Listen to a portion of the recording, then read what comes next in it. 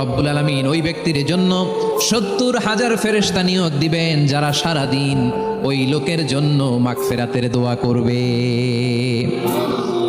শুধু এখানেই শেষ নয়, বিশ্বনবী ফরমান ওয়া ইন মাতা ফি যালিকাল ইয়াউমি মাতা শাহিদান, ওই দিন যদি ওই ব্যক্তিটা ইন্তেকাল করে সে শহীদ হয়ে কিয়ামতের দিন আল্লাহর সামনে দাঁড়াবে।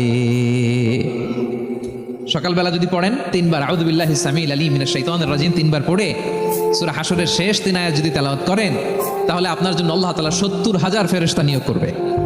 সারাদিন তারা আপনার জন্য মাগফিরাতের দোয়া করবে।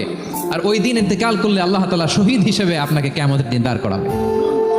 সুবহানাল্লাহ, এত আস্তে।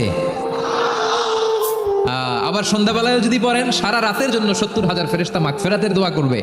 ওই রাতে মারা গেলে শাহাদাতের মৃত্যু নসিব হয়ে যাবে। এজন্য এই দোয়াটা পড়ার দরকার আছে না নাই? আযকারুস সাবাহি ওয়াল মাসা।